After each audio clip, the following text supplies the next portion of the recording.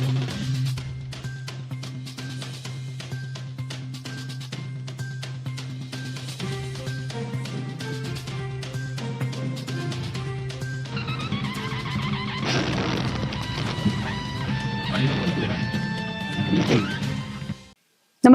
आपण पाहता हिरकणी न्यूज.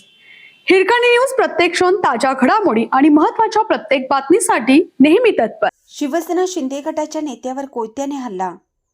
चंदगड मनसेचे जिल्हा उपाध्यक्ष व शिवसेना एकनाथ शिंदे गटाच्या नेत्यावर गुरुवारी 30 रोजी वेंगुर्ला बेळगाव या राज्यमार्गावर ढोलगरवाडी फाटा तालुका चंदगड येथे एका तरुणाने कोयत्याने भर दिवसा हल्ला करून गंभीर जखमी केलं. प्रताप उर्फ पिनू गणपत पाटील, वय वर्ष 40, राहणार तुर्केवाडी, तालुका चंदगड असं जखमीचं नाव आहे. या घटनेमुळे चंदगड तालुक्यात खळबळ उडाली आहे, पण हल्ल्याचं कारण मात्र समजू शकलं नाही. गुरुवारी सकाळी 11च्या सुमारास हा प्रकार घडला. त्याच्या डोकीवर, पायावर कोयत्याने वार केलेले आहेत.